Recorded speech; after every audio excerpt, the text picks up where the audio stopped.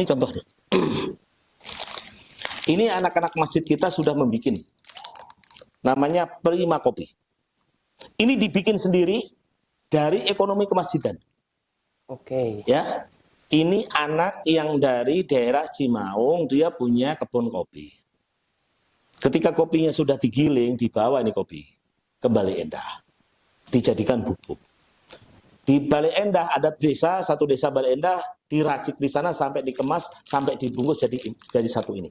Nah, sekarang ini anak-anak masjid, Prima Masjid ini, ya, karena memang Bandung kita ada yang namanya Prima. Nah, kebayang nggak kalau seandainya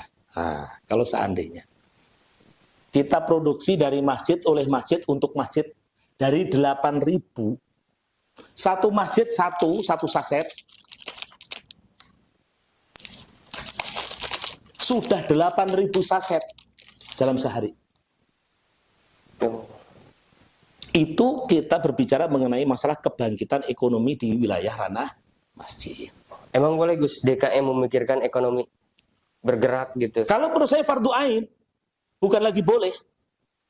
Boleh itu bahasa Arabnya ya zuzu. Tapi kalau saya fardu ain, DKM itu jangan cuma berbicara mengenai masjidnya, itu jangan cuma berbicara sholat. Nanti Idul Fitri, Idul Adha, Rojaban. Ya boleh, ya memang itu sasarannya. Tapi mohon maaf, orang itu kumpulnya banyak di masjid.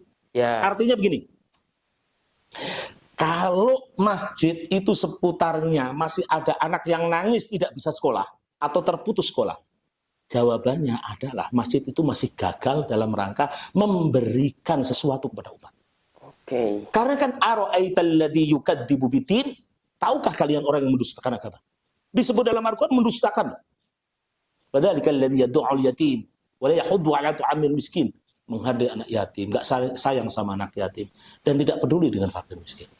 Artinya masjid itu berdiri bukan cuma masjidnya berdiri megah, agreng, jamaahnya banyak, tapi berapa orang yang diselesaikan sekolahnya.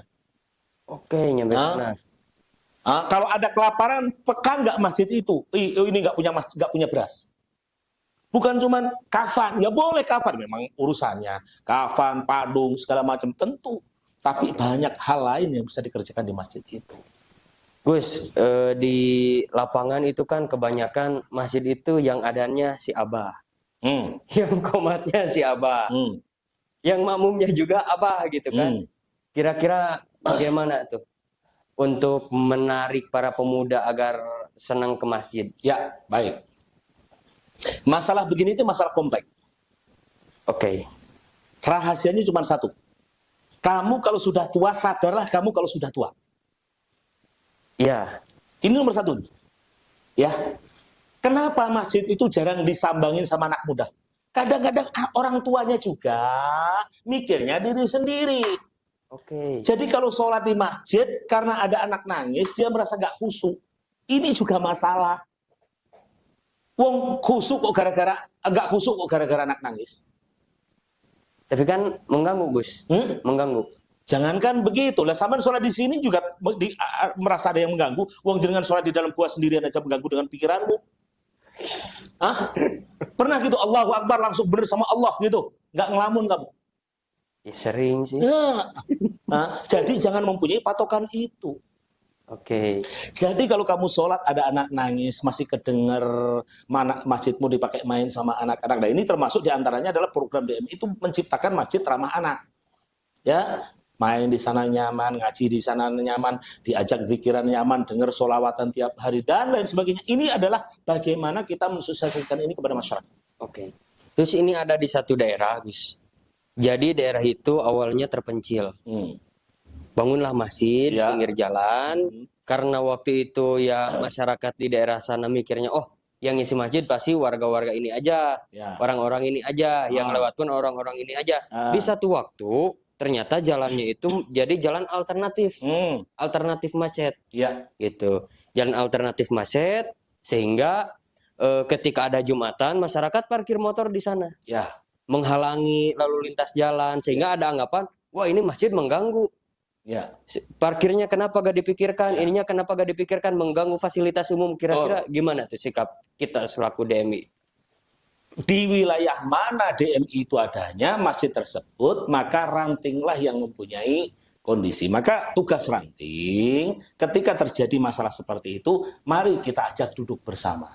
Oke. Difasilitasi oleh ketua ranting DMI, ngundang MUI, ditemukan dengan MUI-nya, tokoh masyarakatnya, Pak Kadesnya, Pak Kadusnya, duduk bersama Babinsanya, Bimasnya, duduk bersama, mari kita bersama-sama pikirin bagaimana penyelesaiannya ketika itu menjadikan macet, ya. Oh iya, iya. Gitu. Tapi kadang-kadang begini nih, ini yang perlu kita sikapi, ya.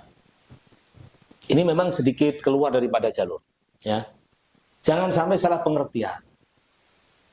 Salah pengertian begini, ketika ada acara akbar di situ.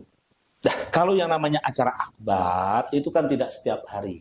Ya. Lumrah. Iya. Ya, kira-kira seperti itu. Ya, kalau tiap hari macet di situ, wah segala macam, ya kita harus bertindak. Harus bertindak bagaimana dibenarkan. Baik. Oke. Gitu. Terus ini Gus, tadi kan bahwa pengurus DKM itu gak boleh anti terhadap pemuda. Dalam rangka merangkul semua. Karena kan masjid itu bukan hanya milik orang tua. Ya. Tapi milik anak-anak, juga milik umat lah umumnya. Kira-kira di DMI atau di DKM itu bagusnya bagaimana dan ada apa aja biar bisa merangkul itu semua? Ya, idealnya secara keseluruhan masyarakat, karena masyarakat ini butuh Allah dan tempat pengaduan adalah ke masjid, maka idealnya masyarakat dan orang-orang tua ini menyadari kebutuhan masjid itu sendiri. Ya, lakukan pendekatan-pendekatan secara spiritual, pendekatan-pendekatan agama, pendekatan-pendekatan kultural, pendekatan-pendekatan budaya, sehingga semuanya bisa terwadai. Gitu. Jangan sampai kita justru mengekang diri kita. Mengekang diri kita seakan-akan masjid kita eksklusif. Ini nggak bagus. Nggak bagus. Oh iya. Ya, begitu. Saya yakin orang tua sebelum tua juga mudah juga. Sama dengan kita. Ya kayak situ aja, sebelum jadi situ kan saya duluan. Iya, sepakat. Iya.